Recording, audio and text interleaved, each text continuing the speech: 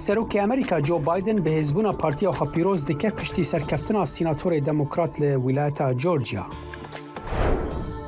هدف لترکیه بالا هر دو هوالبندین دستلات و اپوزیسیون جبوه البجارتن سالا بیدکشینه. امریکا رخنه تند آراسته روسیا دکل دور سپاندنا بندین تند دجی چالکوان جواکا LGBTI+.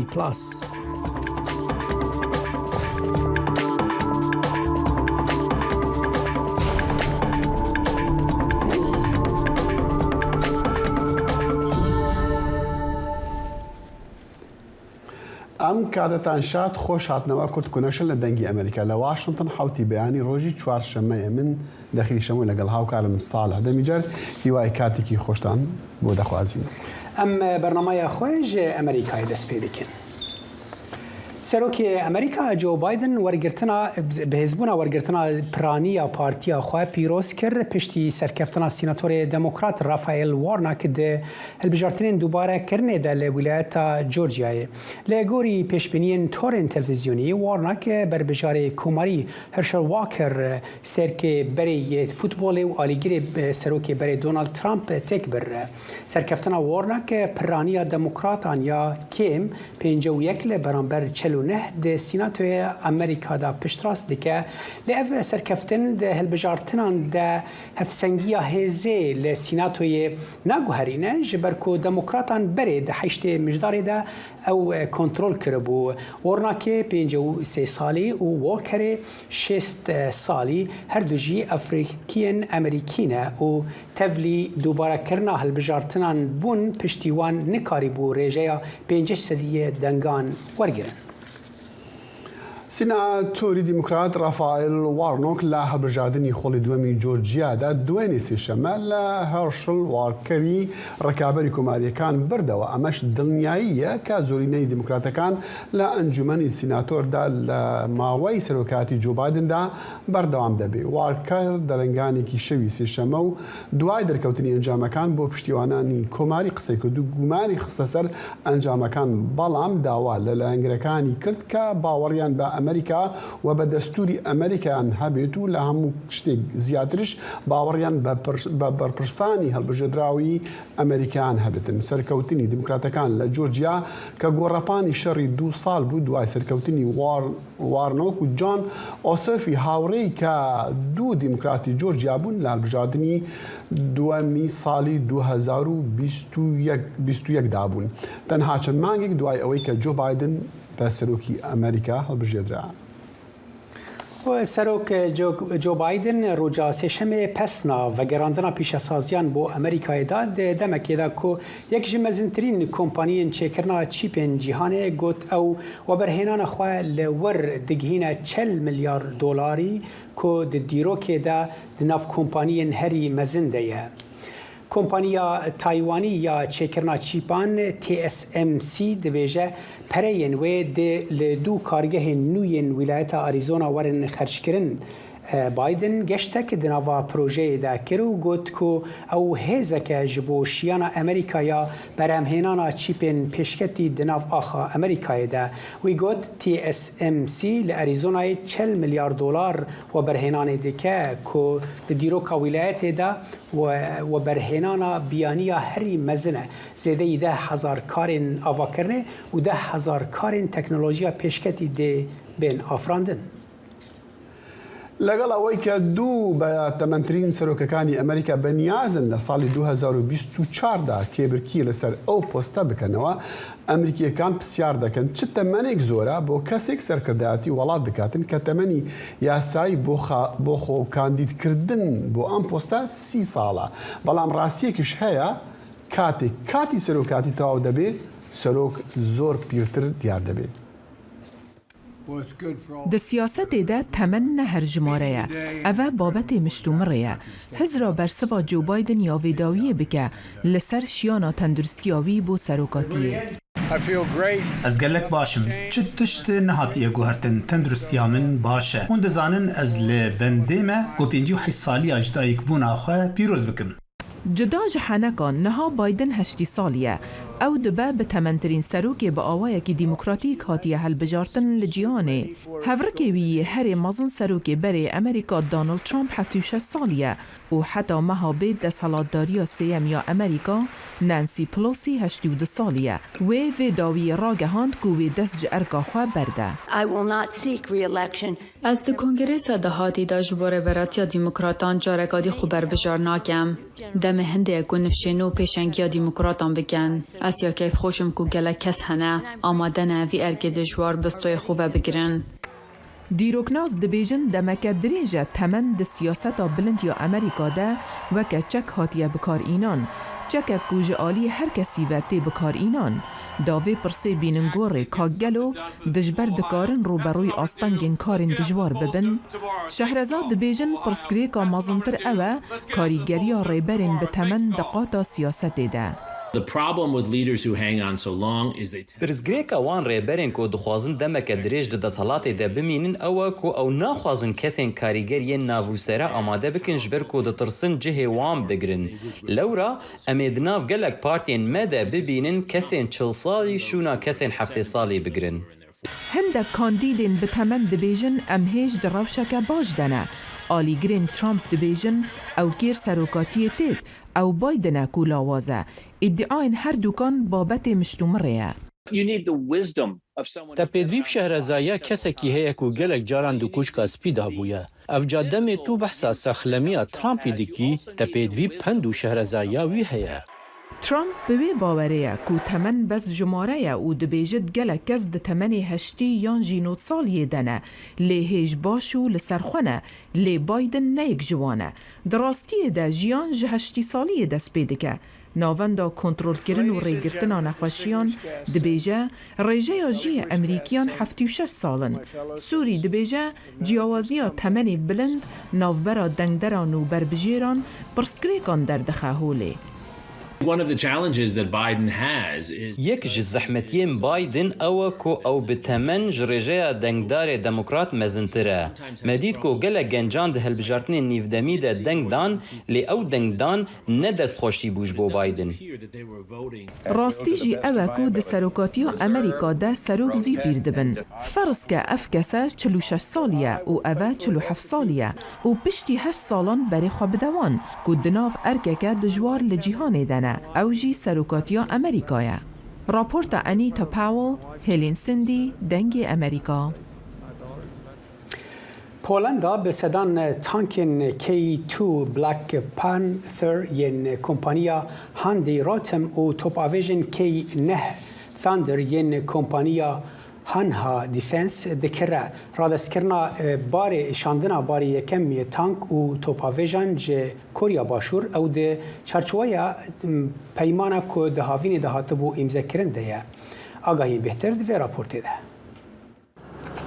ڕۆژی سێشەمان درێژدوودا سەرۆکی پۆڵەندا وەزیری بەرگری وڵاتەکەیان گەیاندنی یەکەمباری تانک و هۆفزەریان لە کۆریای باشوورەوە وەرگرت و ستایشی جێبەجێکردنی خێرای ڕێکەوتنەکەیان کرد کە لە هاویندا واژۆکرا لە بەرامبەر شەڕی ئۆکرانیای دراوسێدا. دوودا و ماریۆس بلاسچاک لە بەندەری گدینایی هێزی دەریایی پۆڵەندا بوون لە کەنارەکانی بالتیک بۆ ئەوەی بە بۆنەی هاتنی یەکەم دەتانکی بلاک پانتەر K2 لە ڕێگەی دەریاوە لەگەڵ 24 هاوزەری K9 لە گرێبەستێکی 5.8 میلیارد دۆلاریدا لەگەڵ ئیسیۆلدا پێشوازی لێ بکەن. ئەوان جەختیان لەوە کردەوە کە کۆریای باشوور بە خێرایی وەڵامی پێویستی پۆڵەندای داوەتەوە کە وڵاتێکی یەکێتی ئەوروپایە بۆ بەپەلە دابینکردنی چەک بۆ ڕێگریکردن لە رووسیا و توانای بەرگری خۆی لە کاتێکدا رووسیا لە ئۆکرانیا شەڕێکی بەرپا کردووە کە تەنها لەودی و سنووری ڕۆژهەڵاتی پۆڵەنداوە. ئامانجی هاوبەشمان هەیە. ئامانجی هاوبەشمان بنیاتنانی پەیوەندیەکانی پۆڵەندا و کۆریایە. ئامانجی هاوبەشمان بەهێزکردنی هێزە چەکدارەکانی جیهانی ئازادە. چونکە ئەو جۆرە هێزە چەکدارانە دەتوانن هەم هێزەکانی کۆریای باشوور و هەم هێزە چەکدارەکانی پۆڵەندا لەخۆ بگرن. پلانی گەیاندنی زیاتری چەک و جبەخانی سەربازی تا ساڵی 2025 بەردەوام دەبێت. Tylko bohaterstwo żołnierza. تەنها قارەمانەتی سەربازێک کە بە چەکی مۆدێرن و کاریگەر تیارکراوە توانای وەستاندنی چاوچنۆکی ئیمپراتۆریەکانی رووسیا و دڕندەی رووسیای هەیە. گرێبەستەکە مەشق و ڕاهێنان و لۆجستیک و تەقەمەنی لە خۆ دەگرێت. وەک وەزیری چەک باوەڕێکی بکەم بە باشی تانکی K2 و هۆفیتزەری K9 هەیە. ئەم ئامێرە بەهۆی مانەوە و جوڵای نەتەوەیی نەک تەنها لە کوریای باشوور بەڵکو لە زۆر گۆشەی جیهان خۆی سەلماندووە زۆر گرنگ و پڕبایەخە. هاوکات حکوومەتەکەی پۆڵندا لە واشۆ فڕۆکەی جەنگی FA5 کۆریا دەکرێت کە فڕۆکەیەکی کێشسووکە بۆ مەشەقکردن و شەڕ کە بە هاوبەشی لەلایەن کۆمپانیای کۆریای ئارسیۆپیس لۆکهێت مارتنەوە دروستکراوە بە نزیکەی 3 ملیار دلار. هەروەها پۆڵندا بە دوای گواستنەوەی تەکنۆلۆژیادا دەگەڕێت بۆ ئەوەی بتوانێت بەرهەمێنان لە ناوخۆدا دەست پێ بکات. دەنگی ئەمریکا سەرچاوەی متمانە پێکراوی هەواڵ و زانیاری.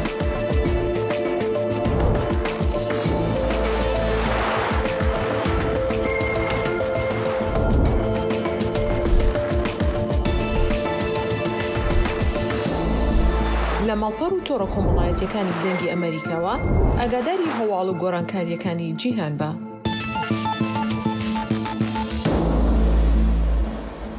لە تورکیا دەسەڵاتدار و ئۆپۆزیسیۆن وەکو یەک چاویان لە دەنگی پارتی دموکراتی گەلان هەدەپەیە، بەڵام ئەم هەردوو لایەنە سیاسی تورکیا حەز ناکەن ڕاستەوخۆ دانوستان و پەیوەندی لەگەڵ ئەم پارتە سیاسی زۆرینەی کورد بکەن. لە هەمان کاتیشدا حەز ناکەن خۆیان لێ دوورخەن کە هەدەپەش ئەمەی بەدەرفەت دەزانی کە ئەم بابەتە بیکە بە کارتێکی فشار. پەیامەری دەنگی ئەمریکا ئەیوب دەمیر لە ئەنکەرە ئەم راپۆرتەی نردووە. هەلبژارتنا ترکیە هێکە ڕەوشێکە دەر ئاسایی نەبێ وێ دە حەزیرانە 2023دا وەرەچێکردن. لە گۆری لێکۆلینان ئیتفاقا کۆمەری و ئیتفاقا ملت بە تەنا سەرێ خۆ نکارێ سەرکەفتی ببێ. لەبەروی ژی هەردوو ئیتفاق ژی پێویستی بە دەنگێ هەدەپێ دەبینن. دناف سالên dawî da desthilatî herçiqas li ser HDP êrîşan bînê jî lê di meha borî da gava li gel HDP hevdîtin çêkir, ev yek jî di nav tevahaya siyaseta Tirkiye da bû sedama nîqaşên nû. Serokê Lêkolîna Makê Mehmet Alî Kulat vê yekê bi lawazbûna hikûmetê va dibestîne. Ew amace dike ku ev hevdîtin di nav AKP da di asta herî bilind da hatiye çêkirin. Cumhur İttifakı uzunca bir süre HDP'ye demediğini bırak. Desthilatî demek dirêj ser MHP ji HDP her cure heqaret kir. Li îro em dibînin ku li gel HDP AKP hevdîtinekî cidî çêkir. Rastî li vê derê dikarim bêjim ku sê nav. Vezîrê Dadê serokê gruba AKP û yê din jî alîkarê serokê gruba AKP'yê. Ew jî tê wê wateyê ku pêwîstiya desthilatiyê bi HDP heye. Konsey anlaşmamızı bozduk.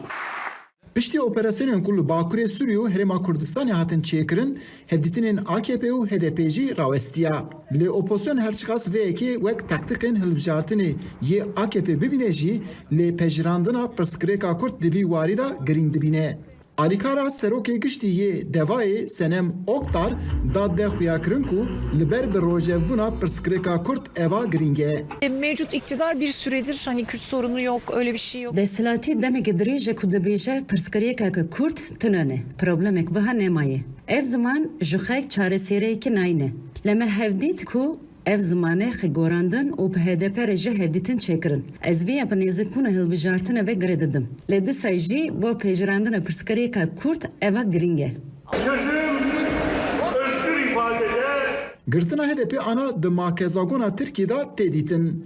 Li ber vî jî rewşa HDP wê di rojên pêşiya me da çi bibe di nav nediyariyekê de ye.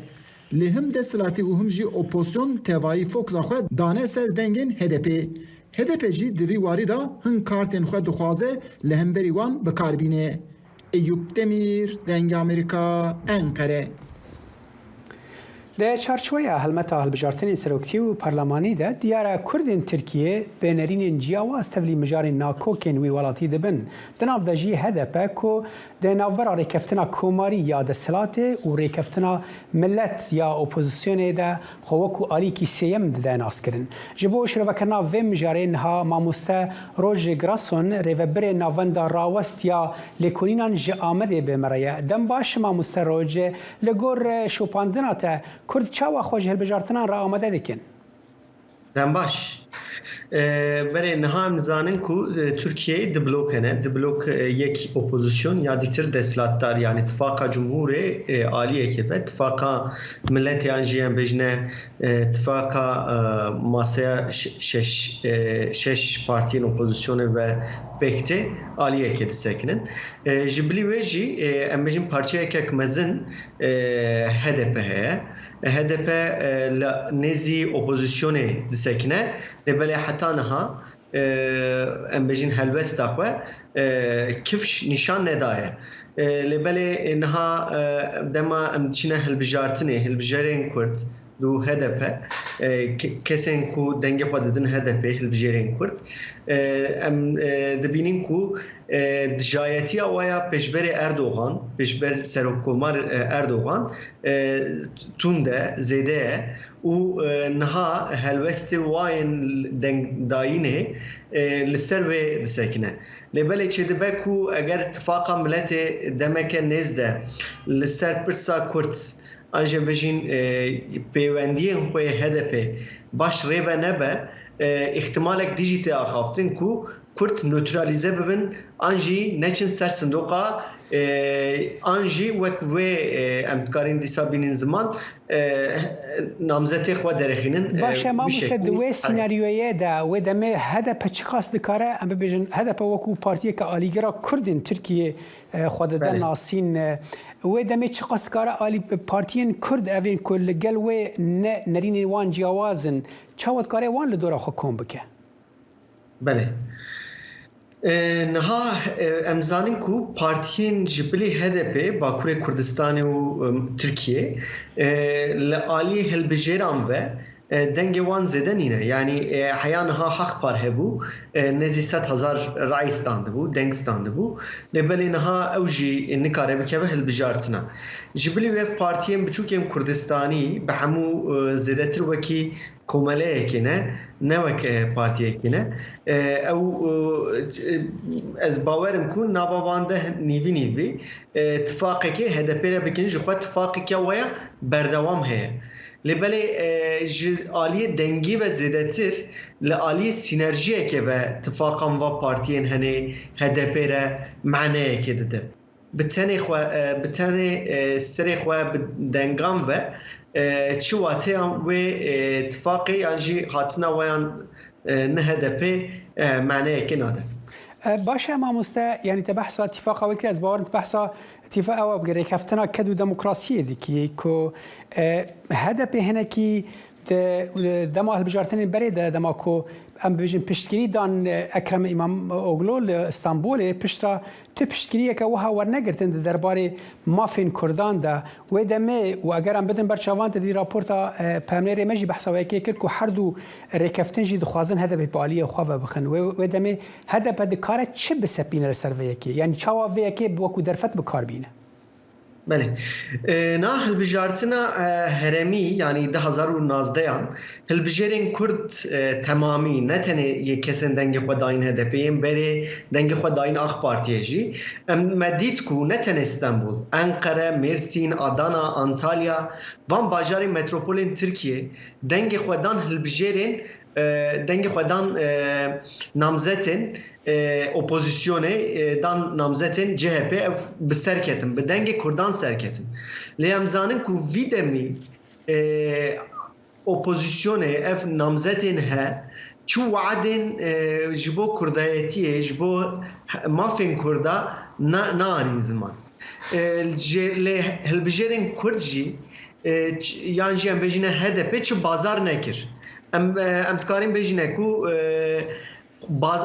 ارزانی چون یعنی دنگ وان ارزانی چون لینها هلبجرین کرجی HDP جی دبجه مجاره که ما جزاکر یعنی ما دستلاتداری جزاکر تنی نها ام هلوستا جزاکرنه ام دنگ خو نادین اپوزیسیونه لازمه کو خلاتک هبه yani ev motivasyona cizakirine ma aliye ki naha lazime ku opozisyon anji embejin seroke komare ya opozisyone jibo kurdan jibo mafi kurdan hintişta beje yani ev mafin he embejin ne mafin prosesek ya dema davin yan yem bejine mafin majörün mafin emtkarin bejin minor yani mesela tkare derbare zamanı kurdi de çi beje mafin kurdan de çi beje disat tkare aliye nasina ولاتیه یا ماکگازونه ده چی بجه دستلاتا بنگهین ده مزانین یا ترکیه ده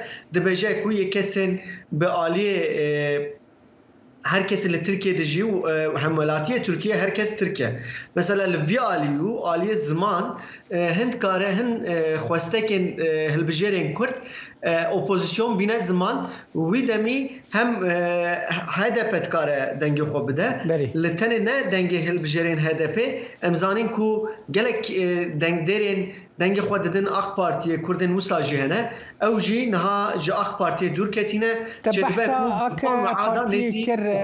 ما مستروج ام دزان کو حتی راپورا پامنری ما ایوب دمیر دجیم ایوان کیوی بحثا کیکر کو هدف بری دمک تدید کمبونک به ام ببیجن آکب ببوره به هدف را چیکر بون جبو کو نظام هولدانک بو جبو ریکفتنک یعنی دست پیکرنا آخافتنا بود ناویناوان دوام زانن کو هدف جی بری دمک کمبول هن پارتین کردیجی کربون هون وکو ناوندک لیکولینان دانه الجمع هدف لکه داره دبینن چاواد کار خو بخلکی بده ناسکرن یانجی ناوا و هفسنگیا ام بیجن ناوینا هر دو آلیا جه خو کد بینه هدف بله يعني زلال باخ بين تشتا راست هدف خوانيزي اوبوزيسيون دبينه يعني موتيفاسيون هدف يا ريفبرين هدف بارلمانترين هدف موتيفاسيون ويا هري مزن امتكارم بجنه كو تشوينا اردوغان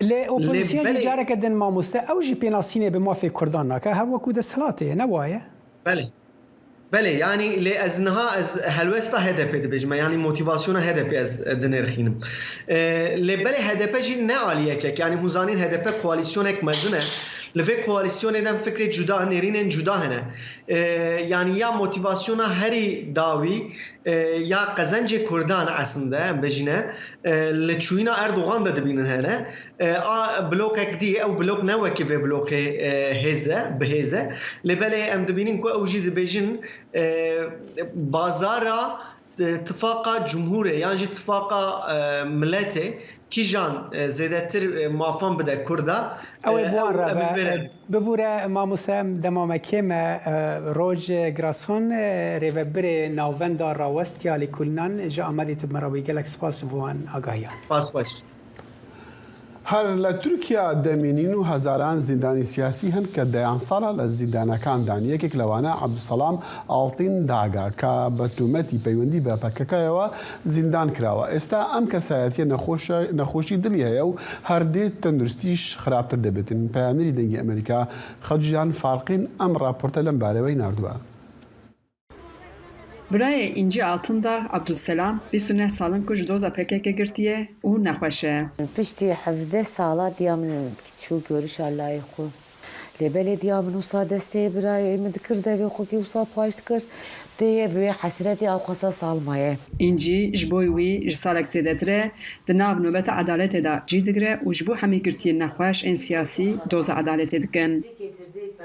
اینجی 29 سالن بین آورد چه سردان برای خواه دست نشاند که کو دایکاوی فلجی بویه و 18 سالان کره خواه ندیدیه او دبیجه دایکاوی به درد و کلان کوچه داوی کرد فازل ایدام خواه ندانه هلاندن و چه قیوان زاری می که ایدام جزاسی خواسته بونا وان ایدام کرنا سمدی چی دبیجیم تدیه گوتن که پر زوره گوتن که پر زحمتیه ببالی ایرو هم وان ایدام کرن هم aile idam kırın bu ara.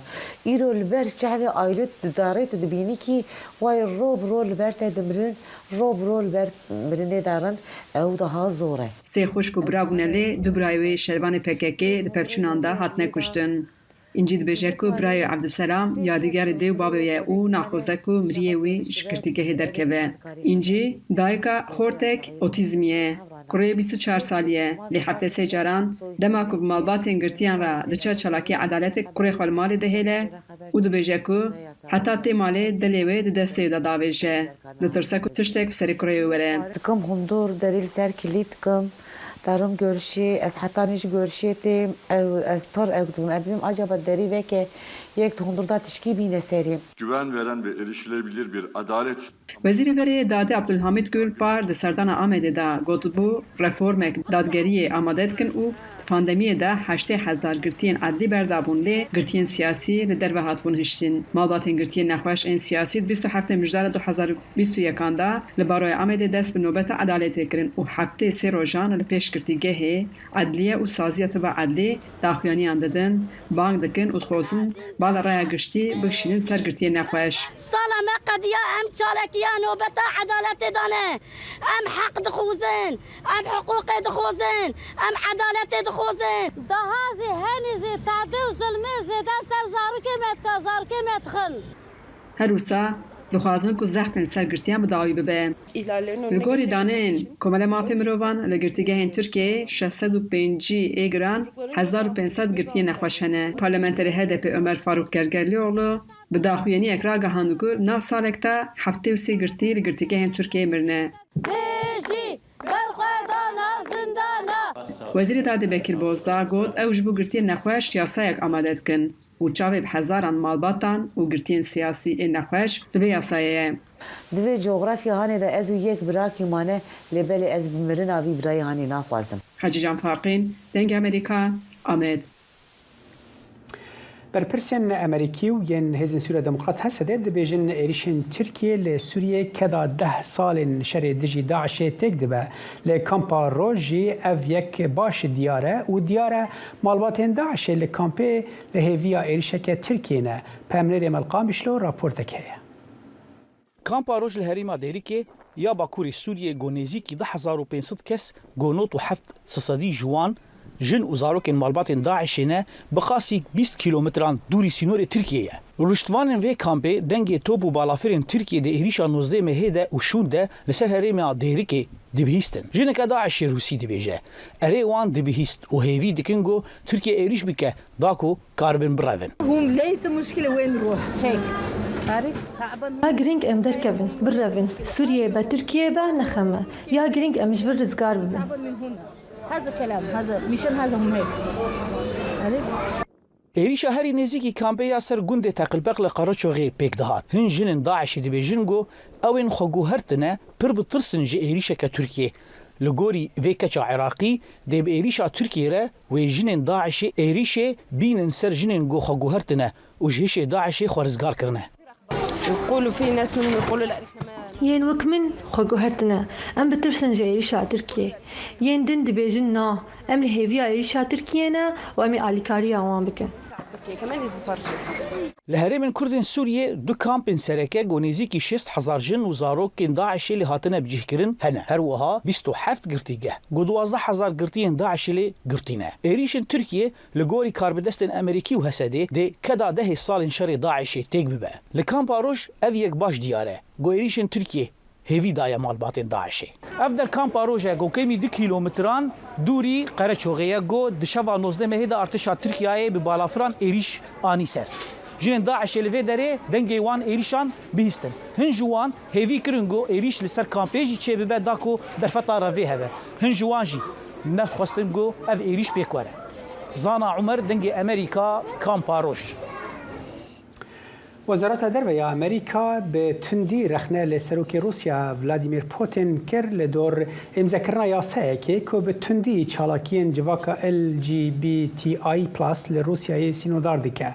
اف پیوان لسر یاسه که سال 2013 آواده به که قدخه انداتینه سر چالاکین که برپرسین روسی و که پروپاگاندایا تکلین زایندی نکفنشو پیج کسی نوگهشتی را بناو دکن یاسه نو و قدخه برفرهتر دکه جبو بلاف کرنا وان آگاهیان جه کسین 18 سالی و مزنتر راجی. پیواری وزارت دربه یا امریکای نت پرایس گوت یاسه دربه کدنا گرانه جبو آزادیا دربرین لروسیای لعالی کدن پرایس گوت هفته یا بید امریکا حول بده که ایرانی جه کمیسیون جنان نتوینی گرتی درخه. ئاەت الله علی خامەنی ڕێبەری باڵای ئێران ئەم ڕۆسی شەمە داوای بنیاتنانەوەی شۆڕەشگێڕانەی سیستەمی کەلتوری وڵاتی کرد. میدیاکانی ئێران ئەم ڕاگەاندنیاندا لە کاتێکدا کە خۆپیشاندنەکانی سەرتاسەری وڵات فشار دەخەنە سەردەسەڵاتداران. لە کۆبنەوەیەکدا لەگەڵ ئەندامانی ئەنجومەنی ڕۆشنبیری دەوڵەت خامنئی گوتی پێویستە شۆڕەش لە پێکهاتەی ڕۆشنبیری وڵاتدا بکرێت. ئەنجومەنی باڵا پێویستە ڕەچاوی لاوازیەکانی ڕۆشنبیری بکات کە لە بوارە جیاوازەکانی وڵاتدایە. چمە بەستێک بە دوای ئەم داوا کاریەیە چالاکی سیاسی سلێمان کەلەش لەگەڵماندا ڕاستەخۆ لە دانمارک. کاک سلێمان ئەم کاتت باش تێگەشتنی جەنابەت بۆ ئەم داواکاریە. گەلێک سپاس و سلااو و ڕێز بۆتە و بوو هاوکارێتە و ئەو کەسێک کە مە تەماشا دەکەن و گۆویستە منم ئەوەی کە ئەوڕۆ ڕێبەرێ شۆڕشە ئیرانێ عەلی خامنەیی کە باستەکە مرۆڤ دکارە لە دوو ئالیاوە تەماشا بکە. یەکەوە کە دەبێجە دەبێ ئەم وێ ساختارە کە هەیە جارێکردنی بەر تەوارە دەرباز بکن دەربازکردنەکە دەبێژە شۆڕشگێرانە. مرۆڤ دکارە ئالی پۆزیتیڤە وێجی ببینە ئەگەر گۆرەکی ئەوکێ مرۆڤ هەرە پێش یاجی مرۆڤ دکارە بەرعەکسێ یانێ شۆڕشگەری یانێ ئەوە دەژە ئەنقلابی ڕەنگە بەرەو خراپترکردنێدا ببە یانێ وەقتی دەبێژن ئەنقلابی یانێ کەسێکە کە بەڕاستی باوەری بە ڕێبەرێ ئیرانی هەیە کەسێک کە وێ شۆڕشێ قبول دکە وێ قانونی قبول دکە ویلایەتی فەقیه قبول دکە یانێ دەبێت تونتر بن دەبێت تیشتر بن بۆ وێ هەندێک کە بۆ پاراستنا وێ سیستمی و وێ ڕێبەریە بەوێ هەندێ ئەس خوا لەوێ هەندێ دەترسم کە ئەو گوتنەوەی نە ئالی پۆزیتیڤ ئەوێدا دەبێژی دموکراسی گەڵخوابینە مافی مرۆڤ گەڵخوابینە تشتێکی و ساستی لە نابینم بەلکە بەرە واژی دەبێژم منزورەوەی توندی و تیژە گەل ئەو کەس یعنی ئەگەر بکرێت دەستکەوتەکان چی دەبن بۆ ئێران وەکو دەوڵەت یعنی مەبەستە ئەگەر ئەو گۆڕانکاریە یان ئەو شۆڕەشە لە سیستەمی کەلتوری وڵاتدا بکرێ چ دەستکەوتێک دەبێت بۆ ئێران؟ سیستما ئیرانێ لەگەڵ هەموو سیستمی دنیای ئەس دەکارم بێژم جیاوازە یا جدایە بۆتی تون ئەو سیستما لەسەر تشتێکی بنیات هەتیادانی ئەوژی تیە ویلایەتی فەقیه قانونی ئیسلامینە لە ئیسلامێدا لە قانونی ئیدئۆلۆژیکەی وە سادە گۆڕانکاری نایکردن یعنی ئەگەر گۆڕانکاریەکێک بەرەو دموکراسی بێتەکردن مافی مرۆڤ بێتەکردن ئازادیەکە زێدە بێتەکردن گەلێک باشە ئەما ئەز ئەوێ لە ماهیەتا کۆمارە ئیسلامیدا نابینم کە بکارە ڕفۆرمێکە باش بکە بە قازانجی خەڵکی و ملت بە. باڵێ یعنی کەواتە ئەم داواکاریە وەکو ئەوەی پێشترش پێشەند ڕۆژێکە بیستمان کە ئێران دەیەوێ پۆلیسی ئاکار هەڵوەشێنتەوە وەکو ئەوەیە کە خەڵک متمانەی پێ نییە؟ ئەس باوەڕ دەکەم دەبێ بسابە یانێ نەها ڤەزیەتە حکوومەتە ئیرانê ya sîstema Îranê bi rastî hatiye hejandin yanê tirşik û xofeke mezin ketiye nav karbidestê wê hikûmetê ewane gelek van leyîza ya van lîstûpe dikin ke bikarin hedeqel li vê merhelê derbaz bikin hindik xelkî aramtir bikin îca heyekî tiştekî dibêje îro mesela min dît xuşka Xameneî ki dêje salanê sal min gote birayê xwe dengê xelkê bibîste ama birayê min dengê xelkê nabîste belke tinê dengê wan kesa dibîse ew kesê dorberê wî ne wî diparêze wek pastara wek ew organê dinê hikûmetî guhê xwe dide wan guhê xwe nade xelkê bevê hindê dibêjim yanê ew lîstokin bû ewa ke ew şorişa ke hatî kirin û tête kirin dewama wê jî heye hinê xelkê hindik dilstar bike ya xelkê bi qewlê kurmanciya me bilêwîne bixapîne. Balê ajî zimanê xwe bikim kirmancî ez bicarî kirmancî pisyarî te bikim keke Silêman tim soran cawaba min de tu bêjî ev xwepêşandan berew kû dilê wê herin yanî baweriyatê çi ye li ser rewşa nihaya ku di Îranê da dibe rastî min pê wa ke ew şorişeyke nêzûk bi sê manga li Îranê دوام دکه من پیوا او شورشه تازه راوستانی نیه یعنی تازه عماری اسلامی ناتوانه بگره و برو تی مانگی پیشتر که او حکومتی که ابهته که هبو تزانم خوی پیوابو قلعه که نروخا و ناروخی تینم بویا من پیوا او شورشانه رنگ ماوی که کمتر سستر به یا مثلا اونده آکتی نبه اما خلقی ایران به گشتی خلقی کردستان، بلوچستان، آذربایجان، اهواز اوانه لو حکومت ماندو بون دی آینده خویان لو حکومت دا نابینن دکره به ضربی سرنیزه تزانم به فشار به کشتن به گرتن بتوانه تا ماوی که کرتیش به خلق بیدنگ بکن بلام من پیوه او شورشه بر دوام دبه بلام دیک تنگ او شورشه به یک جاری سرده که من نتوانم تاریخی که ریکوتک بلم اما من پیوه شورشه که بر دوام دبه تا سرکتن روخاندنی او رژیمه بله چالاکوانی سیاسی سلیمان کلش جدا ما دانمارک راستا خوب مره بو از قال کی سپاسیاتت کمو تا برنامج دولمند کر به سورانی و کرمانجی تکل و کی من جی چاوا دقال تعاخفت قال کی سپاس کی سلیمان وتجي بله اوج دولمندیه که هیوادارم ام بکارم به حمود زاروی که اچانه ما حالی دبن بکارن قصه جی بکن قال سپاس بوته و هاوکاری سپاس سرساغبی ناو بانگین جبو گرفین برفره ده لسرانسری ایرانی خویای فروشگه به تایبتی لباجار کردان گرتینه شیروکار دبیجن که او نسیستماتیکن و چینا ناوین جی شیانا وان نینه که لمالی بمینن و بخبتن لدرجه نارضایەتیەکانی دژ بە کۆماری ئیسلامی ئێران کە زۆرێک لە چالاکوانان بە شۆڕشی ژینای ناودێر دەکەن لەسەر داوای حزب و ڕێکخراوە سیاسیەکانی کوردستان و هەروەها ئێرانیش داوا لە خەڵک و خاوەن پیشەکان کراوە بۆ ڕۆژانی 5 و 6 و 7 ئەم مانگە دەست بدەنە مانگرتن کە لە ئەنجامیشدا زۆربەی دوکاندارەکان بە زۆرینە لە شارەکانی کوردستان لەگەڵ بەشێک لە دوکاندارانی شارە گەورەکانی ئێرانیش وەڵامی داواکەیان دایەوە و دوکان و بازاڕەکانیان لە 5 ئەم مانگەوە داخستووە لە کاتێکدا زۆر کەس پێیان وایە ئەم مانگرتنانە هەنگاوێکە بەرەو سیستماتیکردنی ناڕەزایەتیەکان بەڵام هەندێک چاودێری سیاسی پێیان وایە ناڕەزایەتیەکان پرش و بڵاون. کۆماری ئیسلامی مانگرتنی پچڕ بەخۆیەوە دەبینێت بەڵام سیستماتیک نییە. هۆکاری سەرەکی ئەمەژەوەیە کە چینی مامناوەندی ئێران پارەی پێویستیان نییە و مانگرتنی جواتە مانەوە لە ماڵەوە و کار نەکردن.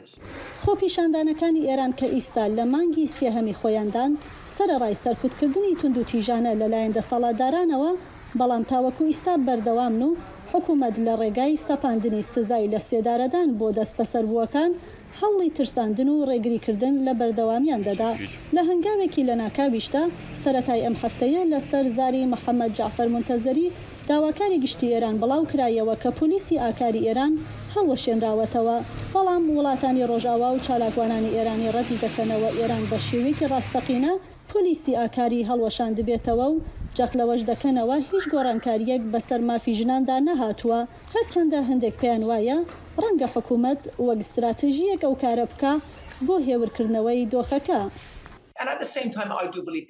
من باوەڕم و ئاسپای پاسداران پاڵەرێکی زۆر بەهێزی هەیە بۆ ئەوەی پۆلیسی ئاکار بکاتە قوربانی چونکە دەیانەوێت بەو شێوەیە کۆنتترۆلی چینی مامناوەندی بگرنە دەست هەروەها بیر لە کاتی دوای نەمانی خامنەیی دەکەنەوە و ئەوان تەماعی سیاسیان هەیە.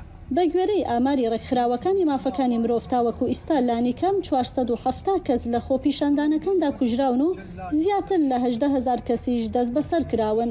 تووڕی مافەکانی مرۆڤی کوردستان دەڵێ 115 کەس لە کوژراوەکان کوردن کە لەو 115 کەسەش 12یان منداڵن. بەفراوی نووری دەنگی ئەمریکا واشنگتۆن.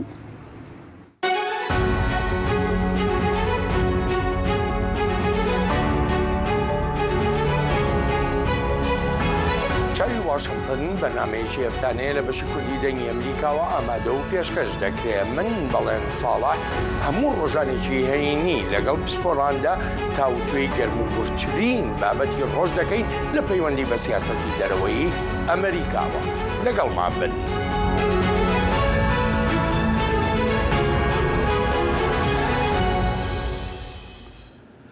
بە پێی هەواڵێکی دوێنەی ڕۆیتەرس کاربەدەستانی ئەمریکی هوشداریان بە هەردوو پارتی سەرەکەی هەرێمی کوردستانیان داوا کە دەبێ ناکۆکەکانیان چارەسەر بکەن، بەڵام تا دوێنێش جێگەری سەرۆکوەزیرانی هەرێم قوبات تاڵەبانی کە لای یەکێتیە بایکۆتی دانیشتنەکانی ئەنجومەنی وەزیریانی کرد و ئامادەی کۆبوونەوەکان نەبوو. ئەم کێشانە چین بە چی گەیشتن و چۆن چارەسەر دەکرێن پەیامەری دەنگی ئەمریکا. دڵشاد ئەنوەر لەگەڵماندایە. دڵشاد حەزم دەکرد پێشتر باسی هەواڵی ڕۆیتەرس بکەم کە تۆ پێمان بڵێ چی تایە و ئەو کێشانە کە ڕۆیتەرس دەیەوێت چارەسەر بکەن، یعنی ئەمریکیەکان دەیەوێت چارەسەر بکەن چین.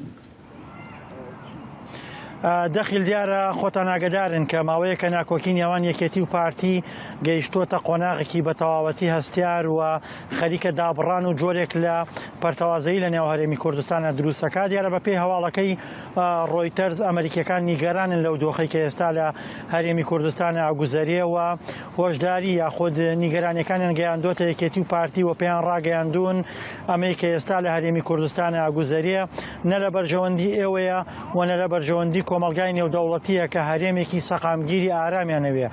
بۆیە یەکێتی و پارتیان لەمە ئاگدار کردوێتەوە و بە پێی ئەو سەرچاوەی کە قسەی بۆ ڕۆیتەرس کردووە باس لەوە کە ئەگەر بەم دوایانە نێرچیروان بارزانی سەرۆکی هەرێم نەبایە ڕەنگە ناکۆکی نێوان یەکێتی و پارتی بگەیەتە ئاستێکی قۆناغێکی مەترسیدار. ڕەنگە لەمەدا ڕۆیتەرز مەبەستی ئەو سەردانەی ئەم دوایەی باڤڵتاڵەبانی بێ بە هاوکاری سەرۆکی دەستگای دژەتیرۆری سلێمانی بۆ هەولێر کە خەریک بۆ ئاڵۆزی ڕوو بدات، بەڵام سەرۆکی هەرێم لە نێوان هەردوو لادا نێوانگیری کرد.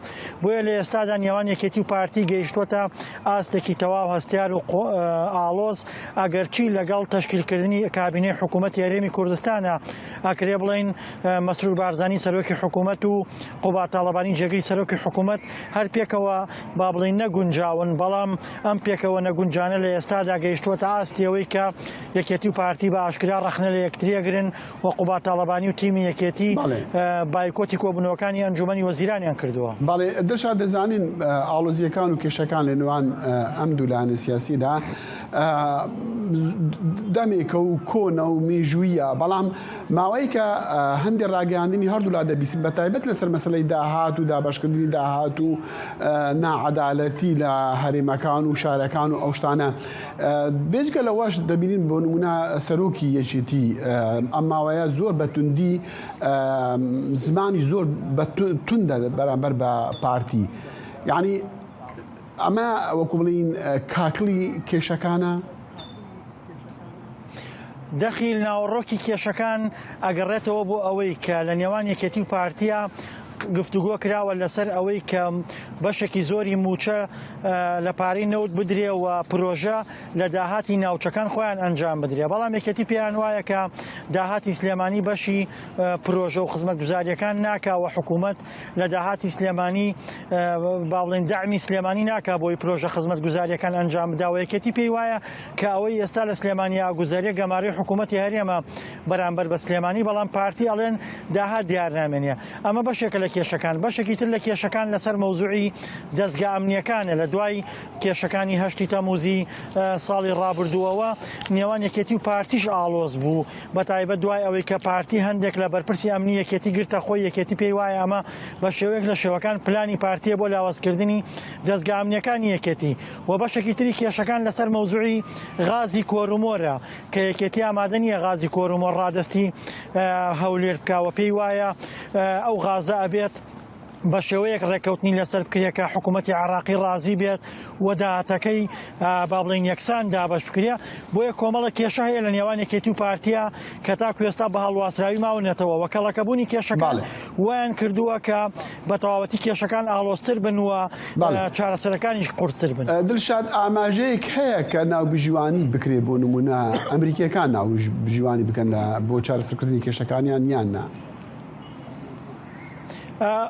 ببورن داخل دیارە بە بەردەوامی پلاسخار نێردەینەتەوە یەکگرتوەکان لە عێراق نێوانگیریەکە بە بەردەوامی وەفدی قونسڵخانە و باڵۆزخانەکان سەردانی یەکێتی و پارتیەکە و داوای گفتوگۆ و چارەسەرکردنی کێشەکانیان لێەکە و بە بەردەوامی نێوانگیری هەیە بەڵام کێشەکەوەیە تاکو ئێستا درزی ناکۆکی نێوان یەکێتی و پارتی گەیشتووەتە ئاستێک کە چارەسەرکردنی قورس بووە بە تایبەتی هەردوو لا یەکتری بە تۆمەتی قورس تۆمەتبارەکەن یەکتری بە کوشتن یەکتری بە هەوڵدان بۆ تەسفیەکردنی لایەنگرانی یەکتری بۆ یە کێشەکان بە شێوەیەک ئاڵۆز بوون کە کرێ بڵێن هەوڵی نێردە دیبلۆماسیەکانیش تاکو ئێستا ئەنجامێکی ئەوتۆیان نەبووە ئەگەرچی پارتی دیموکراتی کوردستان ئاماژە بەوە کاکە دەیانەوێت لاپەڕەیەکی نوێ هەڵدەنەوە.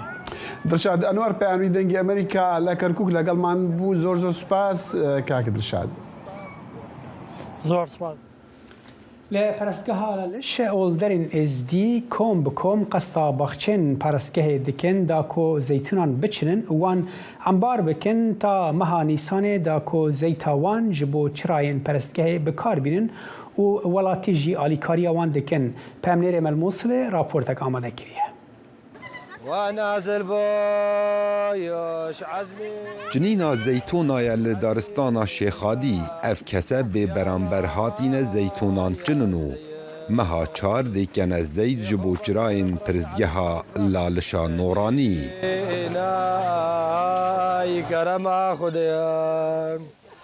çi qendîleke girana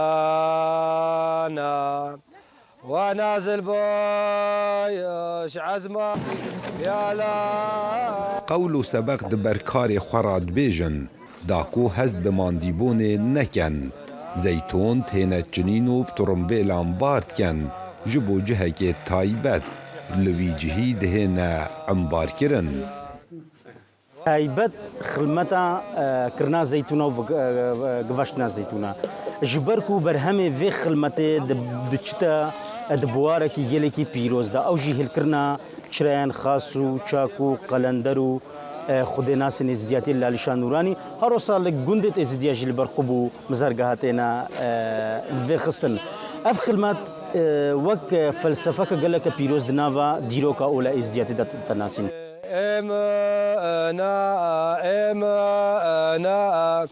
زیدتری 10 گروپên xilmetkaran hatîne ji bo karê çinîna zeytûna her gropek ji devereka êzdiyan hatiye û cêwazî nahête dîtin di navbera pîr û genc û kesanên rewşenbîr yan piledar ji ber ku hemû bi cil û bergên xilmetkaran e.